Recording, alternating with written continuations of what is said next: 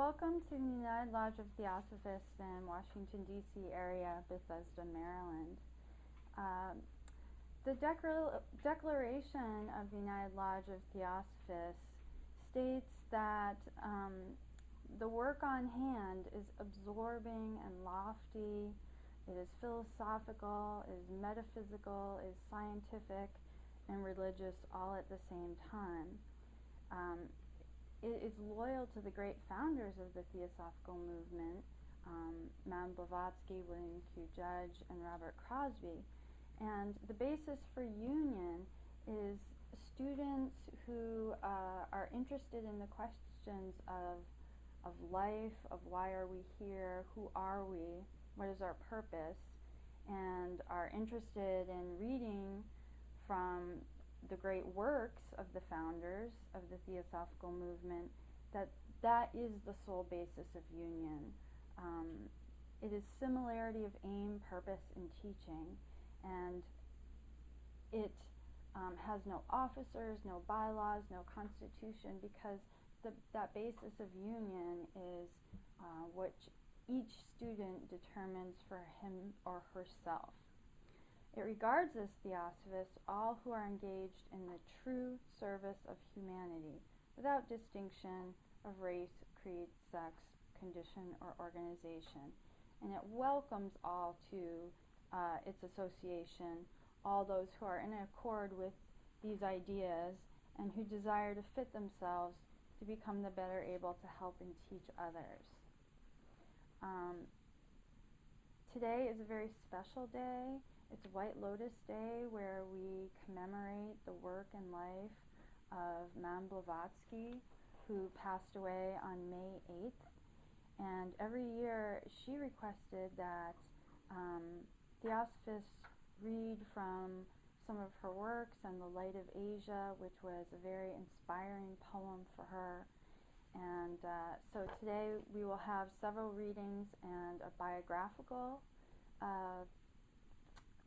talk on her life and her work in more detail. A couple of announcements is we return the fraternal greetings sent to us from Bombay Lodge, and we thank them for their letter and their greetings. And we return those to Bombay and to all the lodges. There are a couple of announcements.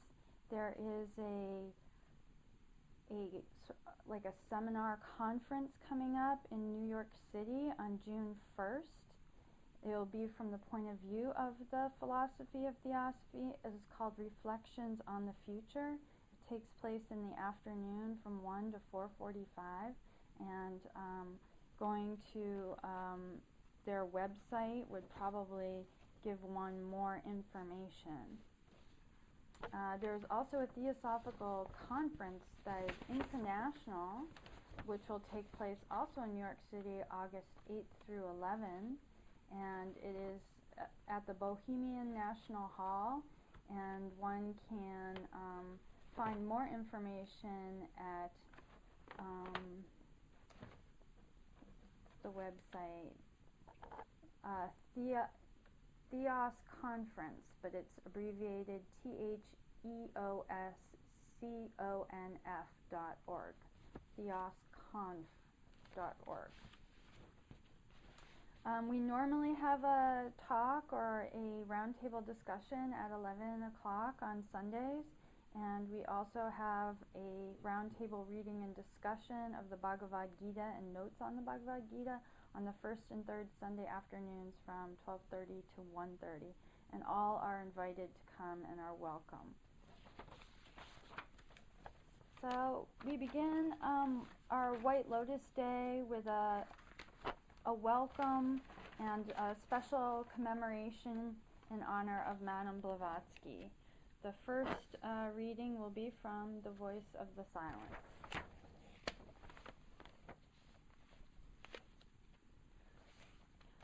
False learning is rejected by the wise, and scattered to the winds by the good law.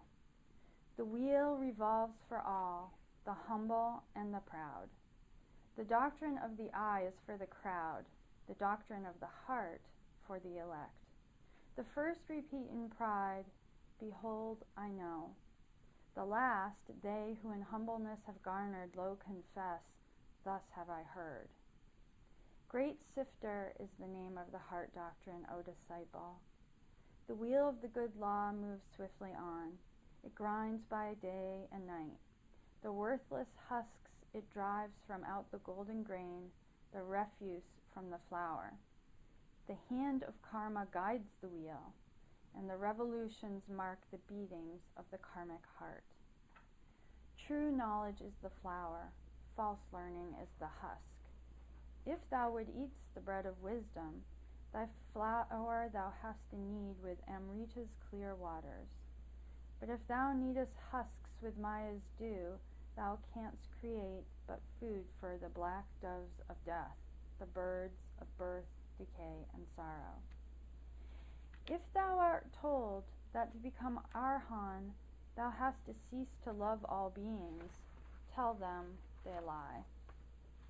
If thou art told that to gain liberation, thou hast to hate thy mother and disregard thy son, to disavow thy father and call him householder, for man and beast all pity to renounce, tell them their tongue is false.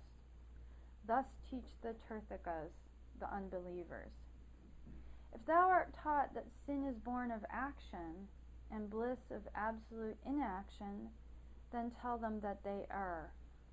Non-permanence of human action, deliverance of mind from thraldom by the cessation of sin and faults, are not for Deva egos. Thus saith the doctrine of the heart. The Dharma of the I is the embodiment of the external and the non-existing. The Dharma of the heart is the embodiment of Bodhi, the permanent and everlasting. The lamp burns bright when wick and oil are clean. To make them clean, a cleaner is required. The flame feels not the process of the cleaning. The branches of a tree are shaken by the wind, the trunk remains unmoved. Both action and inaction may find room in thee. Thy body agitated, thy mind tranquil, thy soul as limpid as a mountain lake. Wouldst thou become a yogi of time's circle? Then, O Lanu, believe thou not that sitting in dark forests, in proud seclusion and apart from men, believe thou not that life on roots and plants, that thirst assuaged with snow from the great range, believe thou not, O devotee, that this will lead thee to the goal of final liberation. Think not that breaking bone, that rending flesh and muscle unites thee to thy silent self. Think not that when the sins of thy gross form are conquered, O victim of thy shadows, thy duty is accomplished by nature and by man. The blessed ones have scorned to do so. The Lion of the law, the Lord of mercy, perceiving the true cause of human woe, immediately forsook this sweet but selfish rest of quiet wilds. From Aranyaka he became the teacher of mankind. After July had entered the nirvana, he preached on mountain plain and held discourses in the cities to devas, men, and gods. Sow kindly acts, and thou shalt reap their fruition. Inaction in a deed of mercy becomes an action in a deadly sin. Thus saith the sage. Shalt thou abstain from action? Not so shall gain thy soul her freedom. To reach nirvana, one must reach self-knowledge, and self-knowledge is of loving deeds the child. From the Voice of the Silence. The next reading comes from The Beacon Light of the Unknown.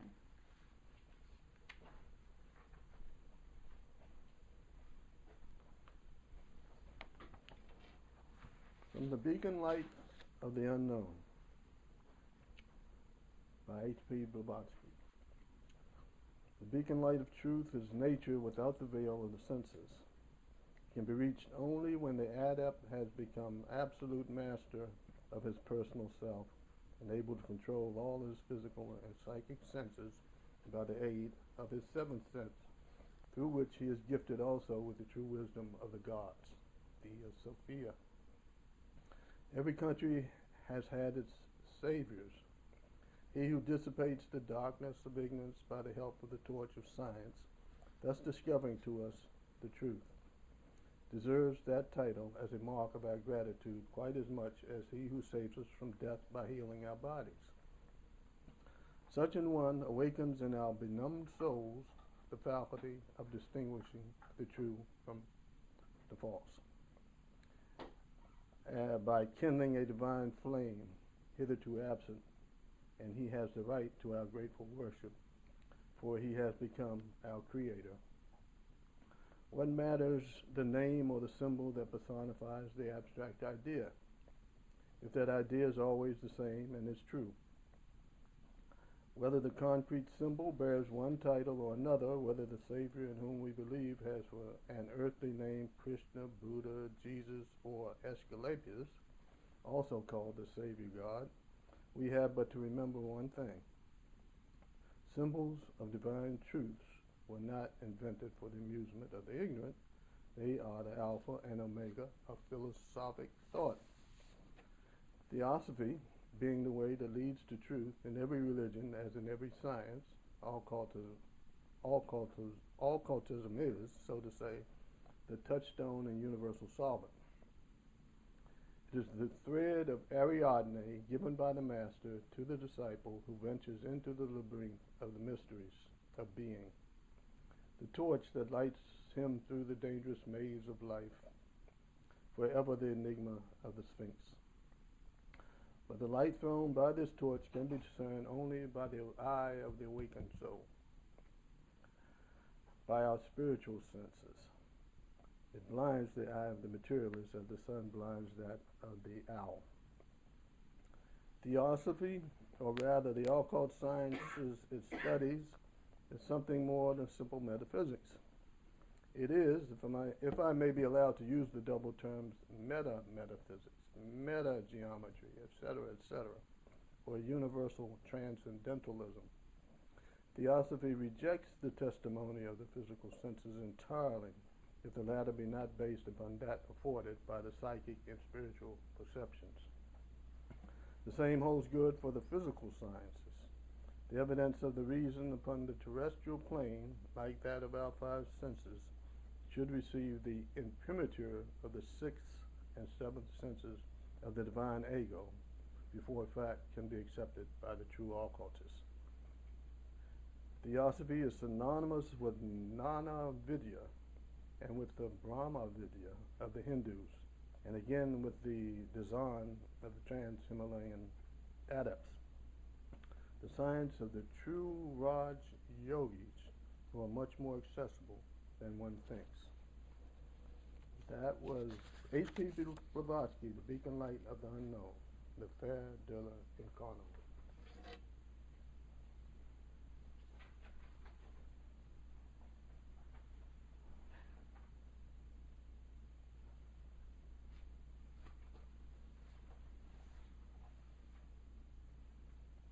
The third reading is from The Key to Theosophy by H.P.B. A tree is known by its fruit, a system by its results. When our opponents are able to prove to us that any solitary student of occultism throughout the ages has become a saintly adept like Ammonius Saccas, or even a Plotinus, or a Thurgis like Iamblichus, or achieved feats such as are claimed to have been done by Saint Germain without any master to guide him, and all this without being a medium, a self-deluded psychic, or a charlatan, then shall we confess ourselves mistaken. But till then, Theosophists prefer to follow the proven natural law of the tradition of the sacred science. There are mystics who have made great discoveries in chemistry and physical sciences, almost bordering on alchemy and occultism. Others who, by the sole aid of their genius, have rediscovered portions, if not the whole, of the lost alphabets of the mystery language, and are therefore able to read correctly Hebrew scrolls. Others still, who being seers, have caught wonderful glimpses of the hidden secrets of nature. But all these are specialists. One is a theoretical inventor, another a Hebrew, that is a sectarian Kabbalist, a third a Swedenborg of modern times, denying all and everything outside of his own particular science or religion. Not one of them can boast having produced a universal or even a national benefit thereby, not even himself. With the exception of few healers of that class which the Royal College of Physicians or surgeons would call quacks, none have helped with their science humanity, nor even a number of men of the same community. Where are the Chaldees of old, those who wrought marvelous cures, not by charms, but by simples? Where is an Apollonius of Tyana, who healed the sick and raised the dead under any climate and circumstances? The aims of Theosophy are several, but the most important of all are those which are likely to lead to the relief of human suffering under any or every form, moral as well as physical. And we believe the former to be far more important than the latter. Theosophy has to inculcate ethics. It has to purify the soul if it would relieve the physical body, whose ailments, save cases of accidents, are all hereditary. It is not by studying occultism for selfish ends, for the gratification of one's personal ambition, pride, or vanity, that one can ever reach the true goal, that of helping suffering mankind. Nor is it by studying one single branch of the esoteric philosophy that a man becomes an occultist, but by studying, if not mastering, them all. Key by H.P. Blavatsky. And now the sketch about her life.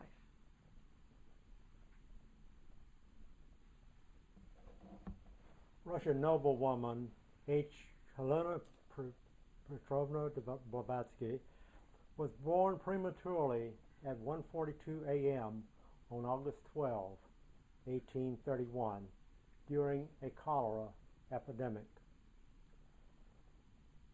Immediate baptism was decided upon.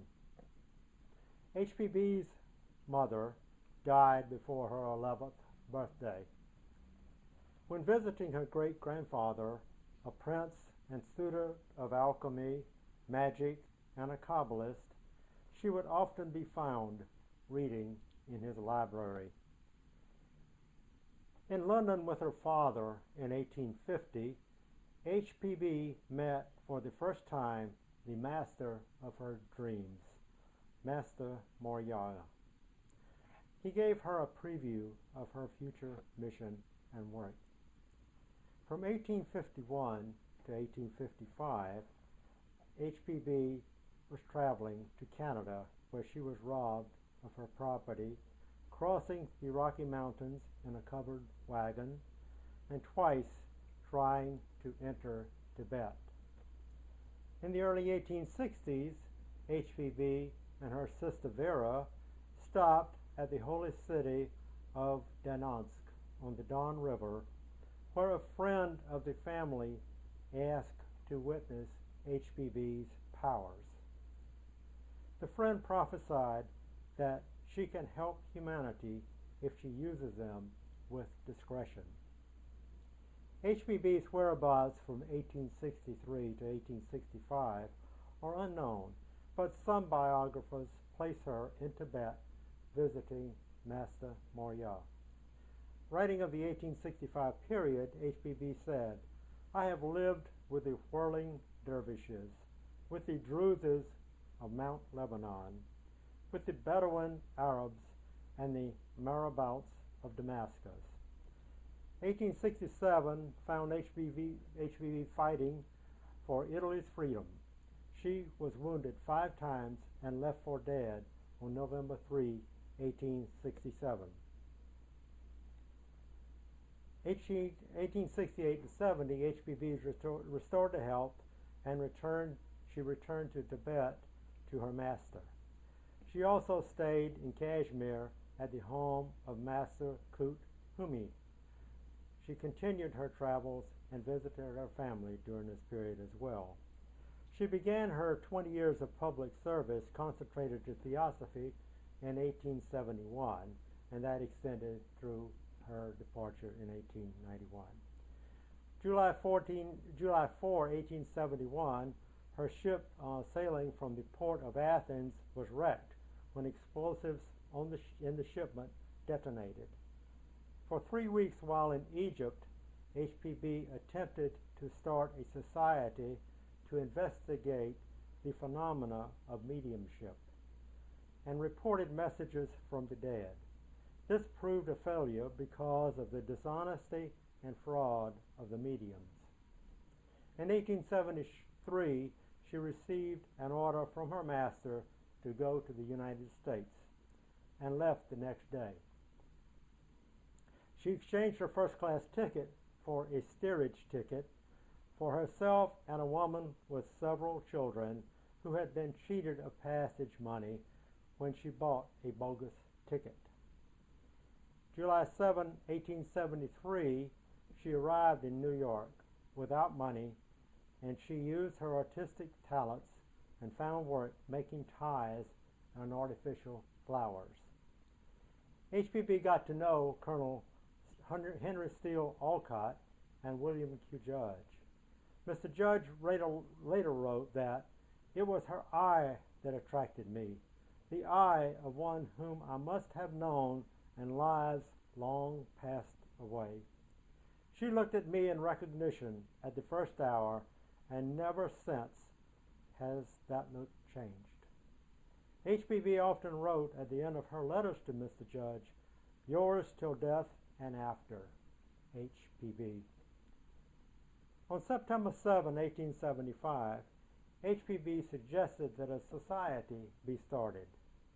The Theosophical Society was a name agreed on, and its 3 objects were worded substantially the same as those of ULT today. In expressing the aim of the TS, HPB wrote, "As the highest development, physically and spiritually on earth, of the creative cause, man should aim to solve the mystery of his being. He is the procreator of his species, physically, and having inherited the nature of the unknown but palpable cause of his own creation, must possess in his inner physical self this creative power in a lesser degree." During 1876 and 1877, HPB held open house every evening, which was attended by many prominent persons of her day. The discussions were lively and sometimes lasted until early morning. HPB's first book was Isis Unveiled. She wrote that Isis Unveiled contains a mass of original and never hitherto divulged information on occult subjects. Neither ideas nor teachings are mine. Every word of information found in this book, or in my later writings, comes from the teachings of our Eastern Masters, and many a passage in these works has been written by me under their dictation. Mr. Judge noted that Isis Unveiled attracted wide attention, and all the New York papers reviewed it each saying that it exhibited immense research. The strange part of this is, as I and many others can testify as eyewitnesses to the production of the book, that the writer had no library in which to make researches and possessed no notes of investigation or reading previously done. All was written straight out of hand, and yet it was full of references to books in the British Museum and other great libraries, and every reference is correct.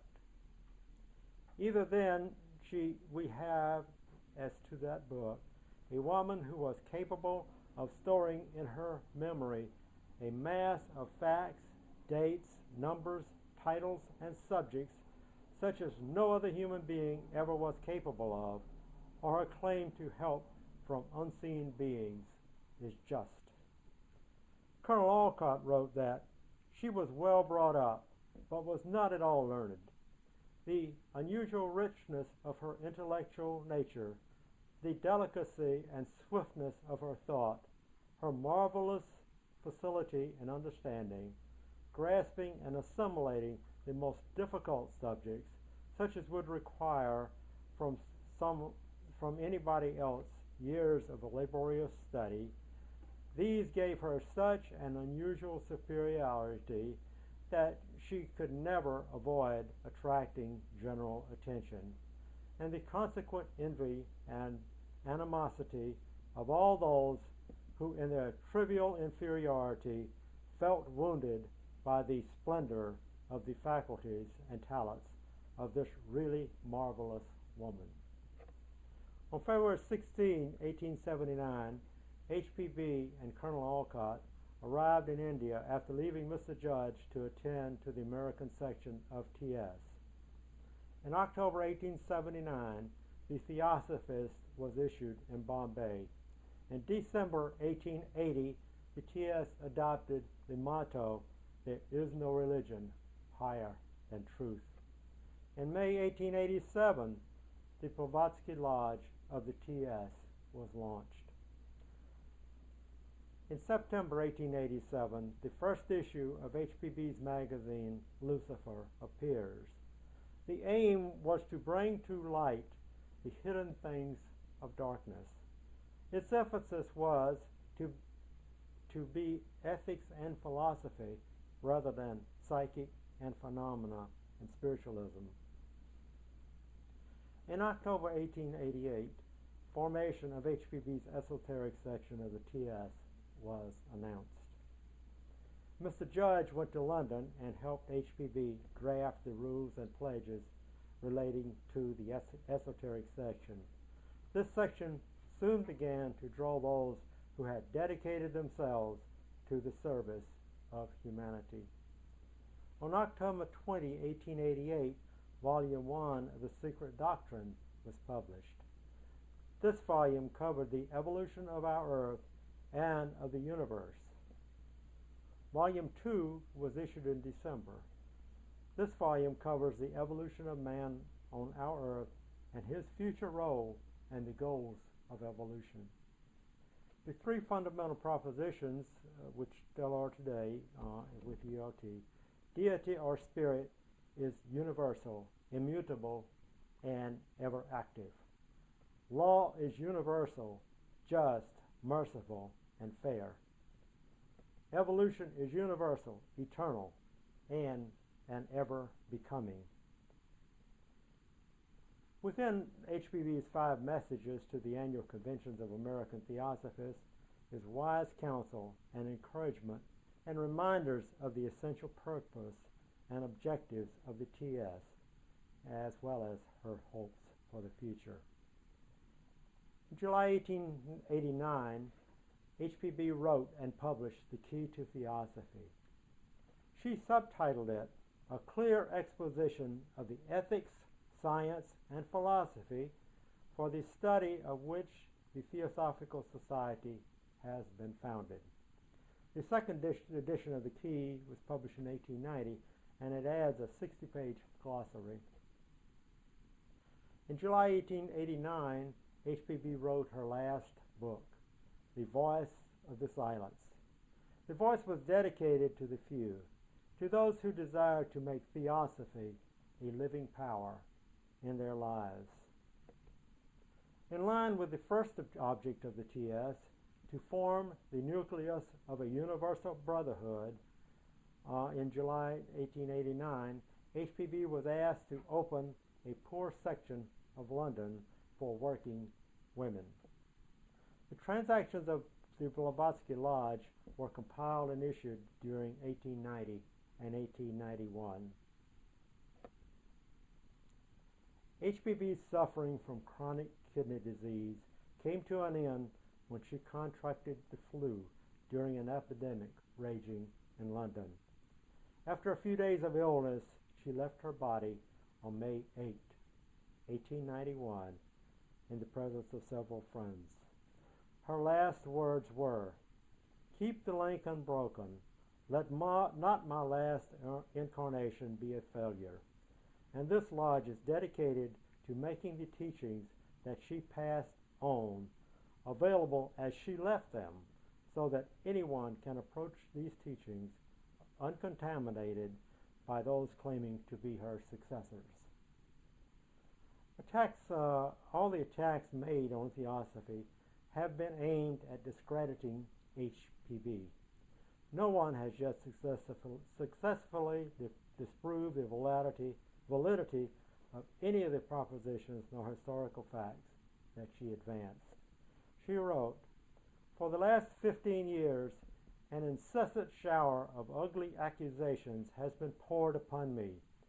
Every libelous charge, from immorality and the Russian spy theory, down to my acting on false pretenses, of being a chronic fraud and a living lie, an habitual drunkard, an emissary of the Pope, paid to break down spiritualism, and Satan incarnate.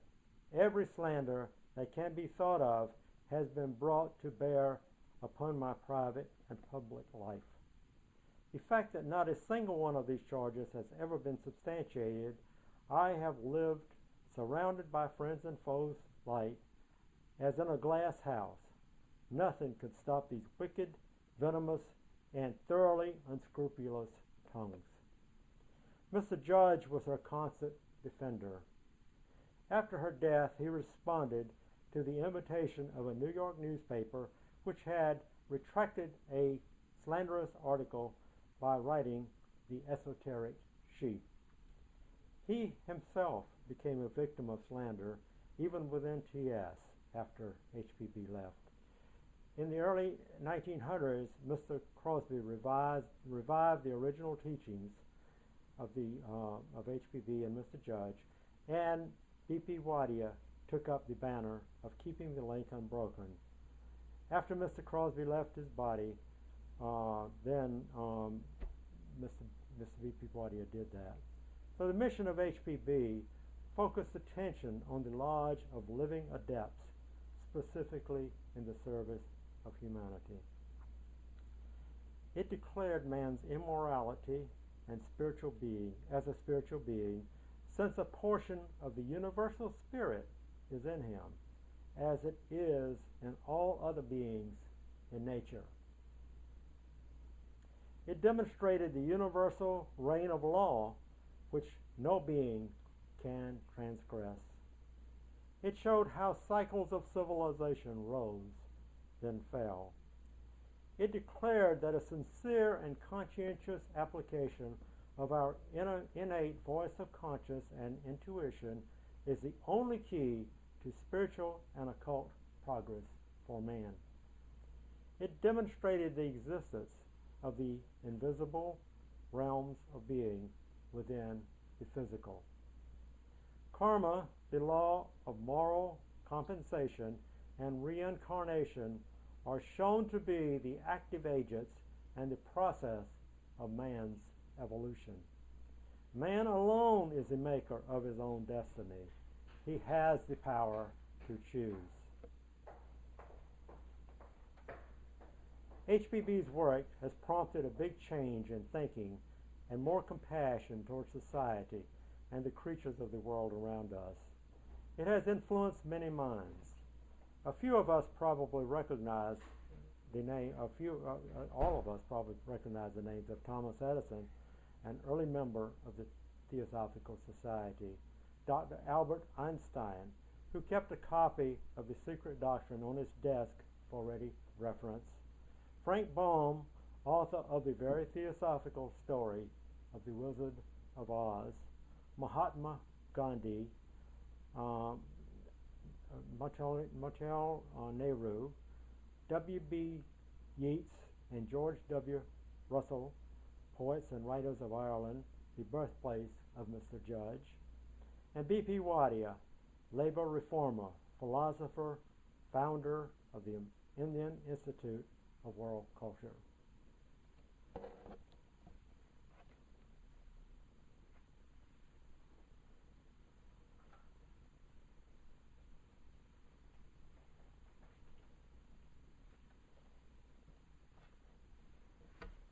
Friends, as was indicated by the talk that we just heard on HPB's life, she was very prescient.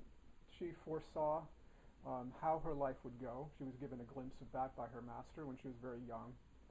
So she knew, following her death, given the life that she had led, that there would be an effort to commemorate her life.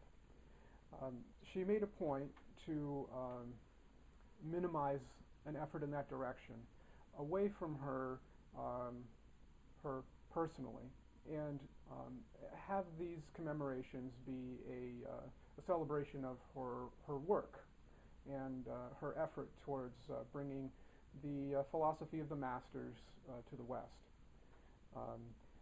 One of the ways that she explained this could be done was to have a day like this commemorating her work and reading from, among other things, The Light of Asia. The Light of Asia itself is an epic work of poetry by Sir Edwin Arnold, and it's a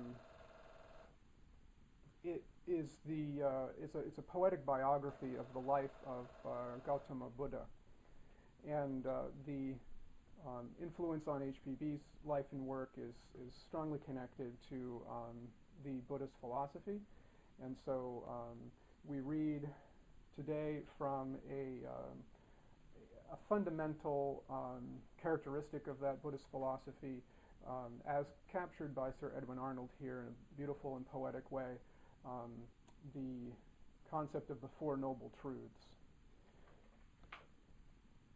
Following the reading, we will have a short session. We'll use the remainder of our time for a renewal of fellowship and renewing the bonds of brotherhood and unity that characterize this work from beginning to end. Ye that will tread the middle road, whose course bright reason traces and soft quiet smooths, ye who will take the high nirvana way, list the Four Noble Truths. The first truth is of sorrow. Be not mocked. Life which ye prize is long-drawn agony. Only its pains abide. Its pleasures are as birds which light and fly. Ache of the birth, ache of the helpless days, ache of hot youth, and ache of manhood's prime. Ache of the chill gray years and choking death. These fill your piteous time. Ask of the sick, the mourners, ask of him who tottereth on his staff, lone and forlorn. Liketh thee life? These say the babe is wise that weepeth, being born. The second truth is sorrow's cause. What grief springs of itself and springs not of desire? Senses and things perceived mingle in light passion's quick spark of fire. So flameth Trishna, lust and thirst of things. Eager ye cleave to shadows, dote on dreams. A false self in the midst ye plant, and make a world around which seems. Blind to the height beyond, deaf to the sound of sweet airs breathed from past Indra's sky, dumb to the summons of the true life kept for him who false puts by. third is sorrow's ceasing. This is peace, to conquer love of self and lust of life, to tear deep-rooted passion from the breast, to still the inward strife. For love to clasp eternal beauty close, for glory to be lord of self for pleasure, to live beyond the gods for countless wealth, to lay up lasting treasure. Of perfect service rendered, duties done, in charity, soft speech, and stainless days, these riches shall not fade away in life, nor any death dispraise. Then sorrow ends, for life and death have ceased. How should lamps flicker when their oil is spent? The old sad count is clear, the new is clean, thus hath a man content. The fourth truth is the way. It openeth wide, plain for all feet to tread, easy and near, the noble eightfold path. It goeth straight to peace and refuge here. Manifold tracks lead to yon sister peaks, around whose snows the gilded clouds are curled. By steep or gentle slopes the climber comes, where breaks that other world. So is the eightfold path which brings peace. By lower or by upper heights it goes. The firm soul hastes, the feeble tarries. All will reach the sunlit snows. For sunward flight, thou soul with unplumed vans, sweet is the lower air and safe, and known the homely levels. Only strong ones leave the nest which makes his own.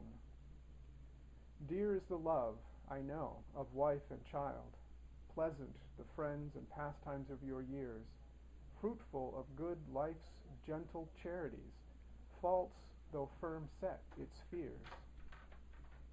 Live, ye who must, such lives as live on these. Make golden stairways of your weakness. Rise by daily sojourn with those fantasies to lovelier verities.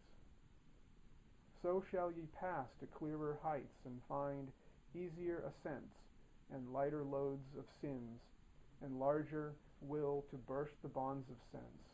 Enter the path. Who wins to such commencement hath the first stage touched. He knows the noble truths, the eightfold road. By few or many steps such shall attain Nirvana's blessed abode. This concludes the main content of our commemoration today.